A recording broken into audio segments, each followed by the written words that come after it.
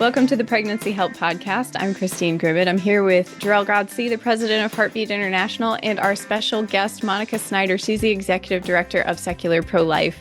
And Monica is here to give us some insight on the findings of the Turnaway Study and help us understand some of that content a little more. So we'll get into that in just a bit, but I'd like to start by mentioning that Heartbeat International's Academy provides a wealth of training opportunities for staff, volunteers, and board members of Pregnancy Help Organization in the form of imprint materials, online courses, and in-person training, such as our upcoming annual conference.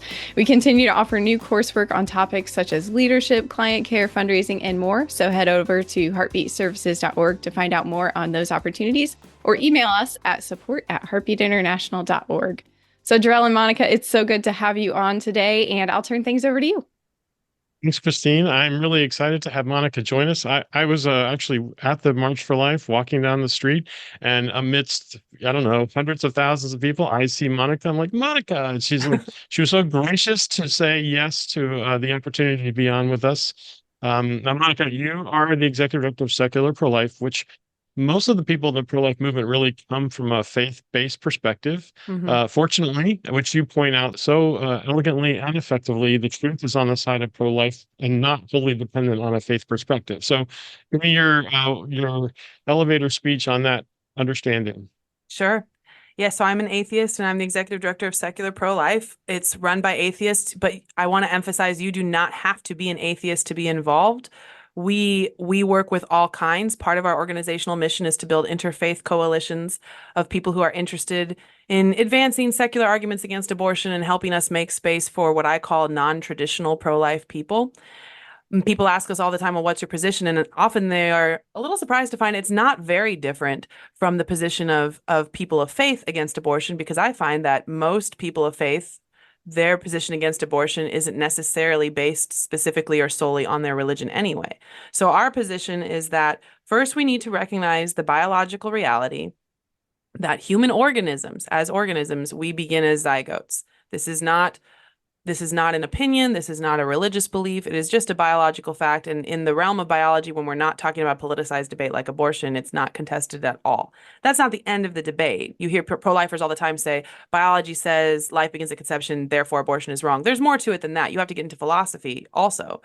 But then we engage in the philosophical debates about, well, when are human organisms people? When are they valuable human beings that merit rights? I definitely don't have time to go into all of that right this moment. But if you go to secularprolife.org/abortion, we give an overview where we talk about some of the more common personhood arguments, especially stuff to do with cognition and consciousness, and what is it that we value about human beings from a secular perspective, and how should we apply that to the abortion debate. So I like to explain, especially to pro-life Christians, that sometimes they'll ask us, well, why should an atheist care at all in any context?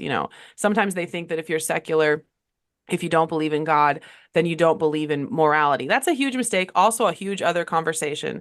But from my experience, the secular abortion debate is not why should we care about human beings. The secular abortion debate is which human beings are we holding in consideration and why. So secular people already care about human beings as a baseline stance. I'm trying to get more people to realize that that should include even before we're born. That's where we're coming from. And then the other thing I think is really important to say very briefly, pro-lifers need to be prepared to engage bodily rights arguments. It is actually not enough to establish the biology of humanity and the philosophy of personhood. You still need to be able to engage the bodily rights arguments and narrowly the right to refuse. It's not, I can do whatever I want with my body. It's no one can use my body against my will. We have to be prepared to address that. And again, secularprolife.org/abortion, we have a whole section where we do address that. We believe that when you take apart bodily rights arguments, they actually don't come even close to justifying abortion, not even close. But you have to be able to understand what the other person is saying and engage them where they're coming from. It's really important. Thanks, Monica. That's a long 1-minute elevator ride, but I'm not very good appreciate elevator pitches. This is one of the reasons I so enjoy having Monica both as a friend and a fellow pro-life leader. And also, she is a great follow on Twitter or X or Instagram or wherever you can find her, because they have great stuff. She puts out stuff herself, and I really appreciate it kind of helps refine and train me as well to engage in certain things that I don't find myself in nearly as often as you do. So I'm grateful for your voice on that. But you recently did a presentation on the Turnaway Study. Now, I have been in conversations about the Turnaway Study and had never heard some of the things that you have pointed out. Mhm. And so I'm like, Monica, you have got to come and talk to us about this, because I feel like the Turnaway Study has kind of been used as a bludgeon against the pro-life community. And in Mhm. fact, and I've heard people say it's bad science, and I know that the study has some issues that we could, but sometimes it's too easy just to it's too ineffective just to try to dismiss a study for its methodology or whatnot. However, you bring up some really good things. So let's talk about first of all, what is the Turnaway Study, Mhm. and then here's the key that it isn't known for, because there are some things it's not known for that we're going to unpack for us in a minute.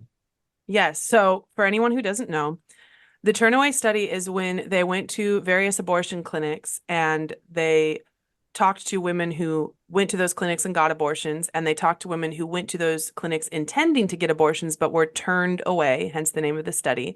And they were turned away because they were past the gestational limit at whatever clinic they were at. It could have been 12 weeks, it could have been later. And the researchers followed these two groups of women, women who got abortions, women who were turned away from getting abortions, over approximately 5 years, and measured the outcomes after that.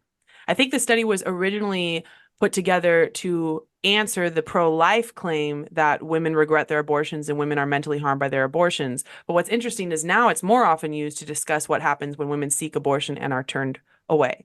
It's a very, very famous study. They have their own website where in the website, they summarize parts of the study, and they also have a section where they try to track how often news articles reference their study. And there are hundreds of news articles over years referencing their study, and almost always in the exact same fashion. So their study is really well known for a couple of key things. First, early on, it was well known for finding that women who got abortions 5 years out said it was the right decision for them given the situation at the time. It said they did not regret it, said that both positive and negative emotions about their abortion decreased over time. And that was the first finding that was heavily, heavily covered. Now, as you mentioned, pro-life people and pro-life organizations will respond to this with disbelief. Sometimes they'll talk about what they think are methodological flaws in the study, and you can find people discussing things like attrition rate and sampling error and all those things. I'm staying agnostic on that.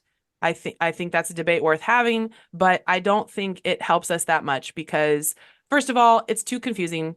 It's too complicated. People don't know that much about best research practices, and it's hard to keep track of. Second of all, it sounds defensive.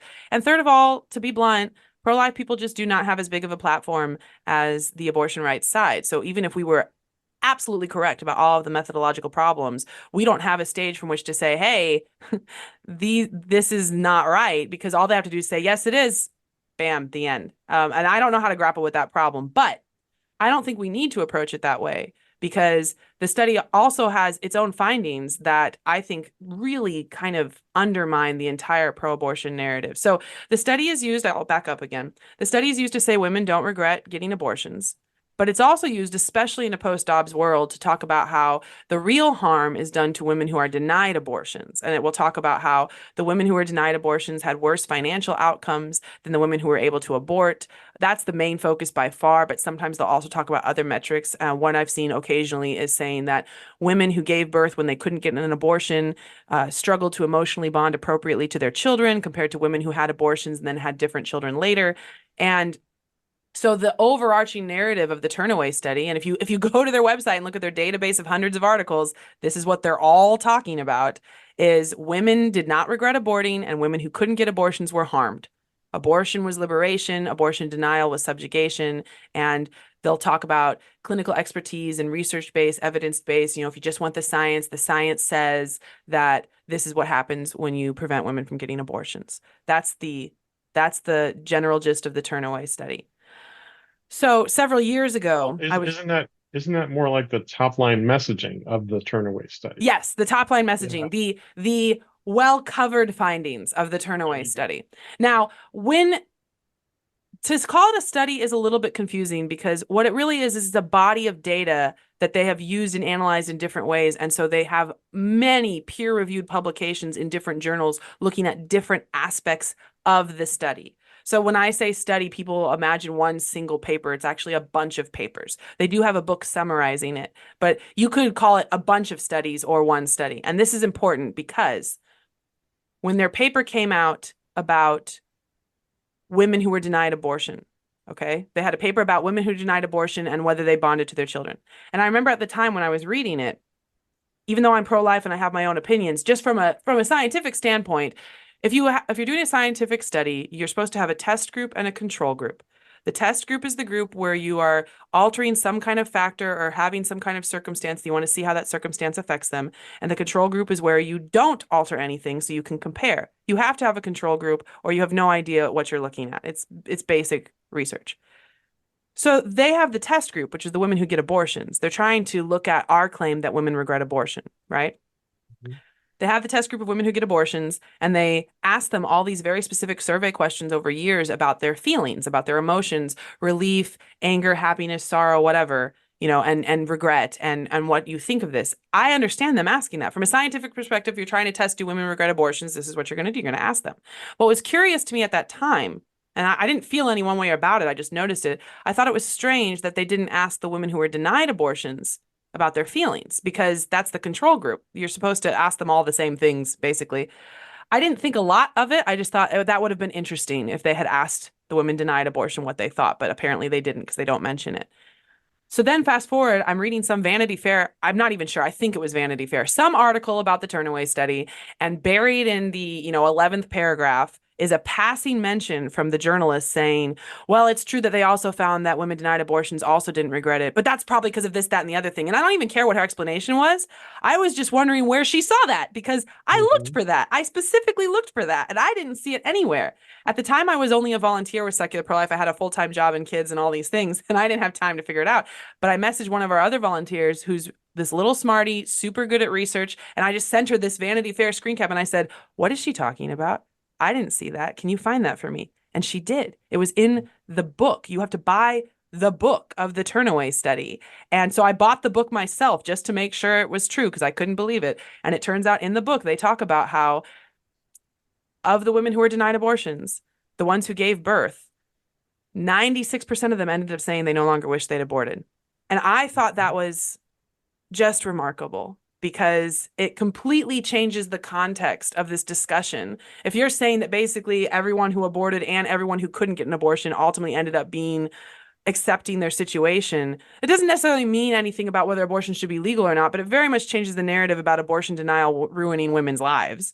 And so in my, cynicism, I was frustrated because I thought they hadn't published this. So I went to look again. I couldn't find a peer-reviewed publication mentioning this anywhere. The reference in the book was to a conference presentation that we can't access on the internet, right? And then I ended up writing it up, and one of our followers, another smart academic type person, he said, hey, I found the publication. It turns out the publication had just come out a year or two later. And so I downloaded the publication, read the whole thing, and sure enough, they don't say 96% of women ultimately said they didn't wish they aborted. They say 4% still continue to wish they aborted even 5 years later. That's how they phrase it. So you can't open the publication and search 96% and find it. You have to read through it and do the math. But I thought this was remarkable. I couldn't believe I had never heard about it. And since that time, that was a couple of years ago, I've mentioned it many, many times through Secular Pro-Life content. And by far, the most common pro-choice reaction is that I'm lying. And they say, that's not what the Turnaway Study found. The Turnaway Study found that women don't regret abortion and women who can't get that are harmed by it. And I said, it found the things you're saying. Messaging, also top-line messaging. Yeah, but it also found this. And then they'll say to me, go to their website. You can go to the Answers website. It's ANSIRH. Answer is the organization with the researchers that did the Turnaway Study. They have a website about the Turnaway Study. They have this whole multi-page document summarizing all the peer-reviewed publications they've had on the Turnaway Study. And in fairness to them, they do list it. It's called Emotions After 5 Years of Abortion Denial. They list it in the list, but the paragraphs describing the basics of the research don't mention it ever at all. And they also have separately, they have a handout. It's 2 pages long that's summarizing the effects of abortion denial. And it also doesn't mention it at all. And I know this because I have pro-choice people calling me a liar, and they'll cite these things like, look at their website, look at their summary. It doesn't say anything like that. And I say, you're right. It doesn't say anything like that. And yet that is what they found. Do you think that's weird? Is that weird? Mm-hmm. So that's Mm-hmm. the biggest one. If you take away nothing else from this podcast or from discussing this with people, it's that they found that women who gave birth after abortion denial overwhelmingly said they no longer wish they'd aborted. And to be more specific, they even said that they retroactively viewed their abortion denial as a positive event, and they cited bonding to their child as one of the reasons. If you read the actual article that they published about this specific, the emotions after abortion denial, they quote some of the interviews, and there was one woman saying, she cries sometimes when she thinks about it. She can't believe she ever thought that she would want to abort her precious son who she loves so much. Okay. So this is the kind of life-changing love and bonding they're describing. And what's interesting is they completely dismiss this finding. Not only do they not have it in the website, not only do they not have it in their summary sheets about the study, but you won't find it mentioned. Usually it's not even hinted at all. Usually they don't even raise the question of how did the women who were denied abortion feel? They just talk about the feelings of the women who aborted and the finances of the ones who didn't. And they don't even raise the question of how the ones who were denied abortion feel. And so then I was surprised a year or two ago, there was a columnist in the New York Times who did an opinion piece where he directly addressed this issue. And he said, the Turnaway study found that these women overwhelmingly ended up, bonding to their children. I forget how he phrased it, but he directly focused on this finding. And the lead author of the Turnaway study, Diana Green Foster, objected so much to someone addressing this that she wrote a letter to the editor complaining. And she basically said, and you could read it. She basically said, yes, it's true we found that, but that's not the most important thing. The more important findings are these other findings about harm. And I thought that was very telling, because if you're an objective researcher, you're not deciding which findings are the most important findings. You just present the findings and let people conclude what they will. Also, I thought it was very telling because presumably when you ask these women 5 years after their abortion denial whether they still wish they'd aborted, they know what their financial circumstances are. They know what their credit score is. They know whether they're still living with their parents. All these things that have been more difficult for them than if they didn't have a baby at that moment in time. They know that. And they're still telling you they didn't wish they'd aborted. Who are you to say, well, your love and relationship with your child is not as important as the fact that your finances were worse? How dare you? I say this as a woman who's had children in very low income circumstances. We used state assistance for many years, and it was tough. And I would be outraged if I was talking to someone about how I love my kids and they were like, yeah, but if you hadn't had them when you had them, wouldn't you be better off? No, I don't think that I would. And I don't think it's your place to tell me that I would. It's trust women until they are glad they didn't abort. And then it's like, well, they don't really know the full scope of how their life could be. So that's a fact, and it's something that we know through pregnancy center work directly. One of the most challenging things for any director that's putting on an event for donors, where they really are going to have that client that's going to be willing to stand in front of a group of strangers and say, I was planning to abort this child I now love and care for, right? It's a unique individual that will do that and not have gone through some level of what that study finds out, which is they regret even thinking about it. They don't want to have that as a memory that I was thinking about killing this child who I now love beyond life itself, and I would do anything for. They don't want to remember that. So it's no surprise to us for that finding to be identified. I'm grateful for you, Monica, to kind of point that out, and for whoever this brave reporter was in the New York Times to do the same. Yeah. The chilling thing is that I think, and I'm not going to presume to speak for all pro-choice or abortion rights people as a monolith. I recognize that they are not. But there is a subset of people who support abortion rights who, they don't view an embryo or fetus as a child. They view the entity as something else. It could be a clump of cells, or it could be a not yet child, whatever they view that entity as. And that profoundly affects how they interpret what I'm talking to you about, because the lead researcher, Diana Green Foster, has talked about how, if you don't get an abortion, this could become a child, basically. And that's a tricky thing. But she talks about how women who did get abortions, many of them went on and had children later, but the way she phrases it and frames it, you can tell that she thinks of it as like an interchangeable thing. Oh, you didn't have a child right now, but you can just have that child later. And I'm like, sorry, that child? That child? You can have a child later. Some people just think of it as like a reset button. you know? Mhm. And so she talks about, so that's why she compares, part of the research compares women who aborted and then had a child later to the Mhm. women who had children because they couldn't get abortions. And right off the bat, from a pro-life perspective, you're like, that's not really a comparison. I remember one of the first times I started engaging the Turnaway Study was when Foster wrote a summary piece in some article talking about when women are denied an abortion, their children fare worse than peers. That's what she said. And I was thinking, well, their peers are dead. Their peers Mm. were aborted, so they don't fare worse than their peers. But in your mind, those don't count. In your mind, you're just comparing them to the next children. And I think the title is very telling to the mentality. So the other thing I did want to touch on really quickly, the main thing is the women who were denied abortion not wishing they'd aborted. But the other thing they talk about a lot is the worst financial outcomes. Women who couldn't get abortions had worse financial outcomes than women who aborted. And that is true. They found measures of greater financial distress, but what they don't mention is it was initially true. And then what they Mhm. find is as the study goes on for 5 years, by the end of the study period, most of the metrics that they're looking at converged, meaning that the women who got abortions and the women who had children when they couldn't get abortions, by the end of 5 years, they had similar household incomes, they had similar personal incomes, they had similar levels of full-time employment, all these things. So when you read the articles describing this, they will say for the first few years or 6 months after abortion denial, this what's it look like. They'll couch it with a phrasing about how long it is. And I don't want to belittle that. Temporary poverty is still important, you know, but all parents know that having a child is more expensive than not having a child. That's not a remarkable finding. And what is more remarkable to me is the fact that most of these financial metrics converge by the end of the study period. They did one paper that found most of them converge, and they did one paper that found that a lot of them were never different to begin with. They looked at all these different metrics of credit scores and debt and all these things, and they found some differences that resolved before the end of the study period, but they also found a bunch where it was never different to begin with. And they don't report it that way. They don't report all of the findings of what was similar. They just find anything that was different and amplify it. That's all they do. So, same thing with looking at child well-being.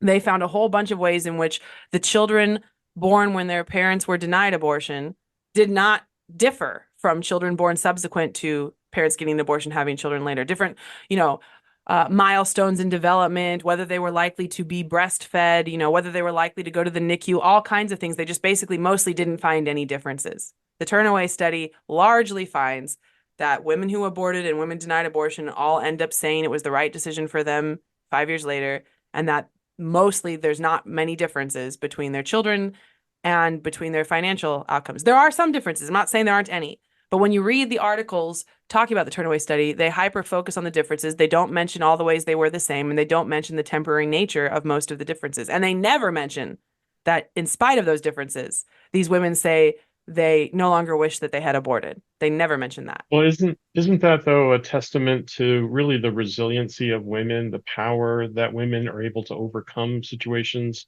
and make a better set scenario than they're in at any given point. Like I mean that's the natural human effort, right? Is to overcome the obstacles that we face. And women are quite capable and exceptionally capable. I would say, even as a man, I think that's one of the powers of that women have is to overcome those circumstances to make things better, whatever circumstances they're finding in. And that goes to the temporary nature of the conversation. Pregnancy is temporary. Yes, child rearing is expensive, more expensive than not, but it is still something that can be overcome and has been overcome for millennia. And this is something I would imagine that people who work in the pregnancy help side of the movement are well aware of from personal experience anyway. So the interesting thing, important to that audience in particular, you know, we say 96% of women no longer wish they'd aborted. That implies 4% either said they weren't sure or said they still wish they'd aborted. And people will bring that up. You know, 5 years later, you've got at least some people still saying they wish they'd aborted. What is that? It's very interesting because the Turnaway Study found that women who had strong social support were significantly less likely to say they still wish they'd aborted. And women who placed for adoption were way more likely to say they still wish they'd aborted. I think both of these are instructive to us. I believe sometimes adoption is a beautiful option. It's the most loving possibility that you have. But I also think that in many, many cases, the best thing we can be doing to help people is to empower them to parent their own children. And it makes sense to me as a mother that if you birth this child and then you get to develop your relationship with them, all the good of that relationship will start to offset the stressful circumstances under which you had them. It makes sense to me as a mother, and I've never placed for adoption, so I'm speaking out of turn, take it with a grain of salt, but it makes sense to me that even if you believe placing for adoption is the best option, it means you won't get to have that same level of relationship and good offsetting for your personal direct experiences, offsetting the stressful circumstances. So I was not at all surprised when they said that women who place for adoption were way more likely to still feel, regret and to still wish Well, it we had gone know differently. we know that from some of the studies that came out of the late 90s, early 2000s. I think you can find that in Birth Mother, Good Mother, right? The Mm, FRC kind of compiled some of that right brain research that really talked about the idea that in an abortion you have the death of the child. If you keep and prove the child, you have the death of the life that you imagined without the mm, child. But in an adoption, you really have both scenarios. You have two oh, deaths in the psychology of the woman that's considering that. So again, that what you're identifying in the Turnaway study is not it's not incongruent with that. It really follows on that she doesn't know what happened. Maybe it's we don't know more about the actual adoption scenarios. Was it sure. fully open? Was it fully kind of engaged, or was it more distant? So some of that realities are probably being reflected in that 5-year moment that they're identifying. Exactly. And I think it speaks to the crucial importance of both the pregnancy help side of the movement and whatever efforts different individuals and organizations are doing to just reform society in general to be more supportive of people. Because the other thing we do need to acknowledge is that despite the fact that many of these financial outcomes converged over time, not all of them did. In particular, women 5 years out who had their children instead of abortions were more likely to still be reporting that they struggled to cover basic needs than women who had aborted. So a lot of things were resolving, things were getting better. You're getting to the age now where kids are starting to be in school. Maybe you can go back to work. It's a familiar song for parents with young children. But there's no denying that having children is more expensive than not having children. And when people weren't prepared for it, that's going to be hard. It's going to be hard. And that's where we can step in and make it less hard. Well, agreed. And that certainly is part of the pregnancy help movement. It's part of Mhm. the pregnancy help effort. Now that we actually have life states, as well as abortion states, that's going to be incumbent upon those political leaders to create policies that do better at that. Mhm. Don't you think it'd be interesting? You raised a really interesting, fascinating point. Um, Identifying them at the 5-year mark is really identifying them right as their child is about to go to school, is about to be, where there's even more help coming in as far as Right. the idea of having gainful employment elsewhere, whatever comes also with the school age years. Yep. Would it be interesting to have a 10-year Oh, I think look we at can the, predict. I think yeah. we can predict pretty well. So yeah, so the other thing is they looked at maternal bonding. This is important. They found that women who were denied abortions and women who had children when they were denied abortions were more likely to struggle to bond appropriately to their children than women who aborted and had children later. That is true. That's what they found. Now, what they actually found was that 97% of women who aborted and had children later bonded normally, and 91% of women who had children when they were denied abortion also bonded normally. When I tell people that, they're very surprised. And by the way, this is not just a pro-choice talking point. I Mhm. hear pro-life people, and I think this is a big mistake, talk about women who have children when they can't abort as if they are going to be bad mothers, as if CPS should take their kids away. How could you want to kill your kid? That is a mistake. I don't think you are understanding the psychological situation here. We find that overwhelmingly, women who have children when they can't get abortions parent the children themselves, bond normally to the children themselves, and say they no longer wish they'd aborted. Our side needs to recognize that. I bet pregnancy help probably sees it more easily than people who aren't as plugged into that side. Um, but all that to say, when they did measure maternal bonding, they measured it when the child was up to 18 months old. The reason I bring this up is because when they measured, do you still wish you'd gotten an abortion? They did it all the way up to about 5 years out. And they found that even from the first birthday to the 5-year mark, more and more people said, no, I don't wish I'd aborted. Like the number kept dropping. So I think it's reasonable we don't know for sure, but it's reasonable to speculate that the women struggling to bond maternally would also keep dropping as time goes on, as they adjust, as their children get older, as they have more help. The other thing is, and I haven't found the peer-reviewed publication of this, but they also found that there was no difference between the women who aborted and the women who were denied abortion in terms of how they measured their life satisfaction. That the women who were denied abortion measured the same life satisfaction. So again, this narrative of abortion denial causing these horrific, unfixable harms, that's largely perpetuated by the Turnaway Study. If you actually read the whole Turnaway Study, they found that overwhelmingly people said they no longer wish they'd aborted. They had the same life satisfaction. Their financial situations converged over time. They overwhelmingly bonded normally to their kids. It's smoke and mirrors.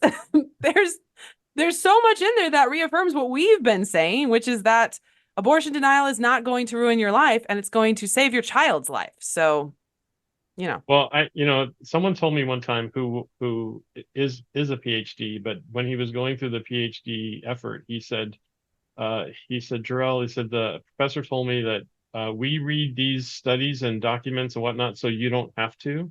And Monica, you have read the Turnaway Study and deciphered it for us. I feel like you're a PhD in the Turnaway Study, and I could listen to more of your analysis on this. And again, it's great to know that you're a part of this movement, a part of the pro-life effort, and really bringing valuable addition to this. And I appreciate your time with us today. And I appreciate that you are tackling the Turnaway Study. So one more time, just let us know where we can find more good information that you guys are producing at Secular Pro-Life. Sure. If you go to secularprolife.org/index, that's where I'm trying to organize all of our content to respond to different pro-choice talking points. If you go to secularprolife.org/index and just keyword search Turnaway Study, we have a bunch of content there talking about all of this and more. Grateful for that. We will certainly include that in the show notes. And again, I can't encourage you enough. Secular Pro-Life is a great follow on X or Twitter or Instagram or wherever you can hear Monica talk more so elegantly and excellently with these subject matters, these and others. So I really appreciate you, Monica. Thanks for being a part of our podcast today. Thank you so much for having me. All right. Thank you both. Again, thank you, Monica, for digging in deep on this topic and shedding some light for us. And you had mentioned secularprolife.org/abortion. So I'll link to that as well. So our listeners have some really great resources that they can continue studying this topic and understanding the great resources that you guys have to offer. So thank you for that. To our listeners, be sure to subscribe. We'll have more content coming your way. And thanks for listening to this episode of the Pregnancy Help Podcast.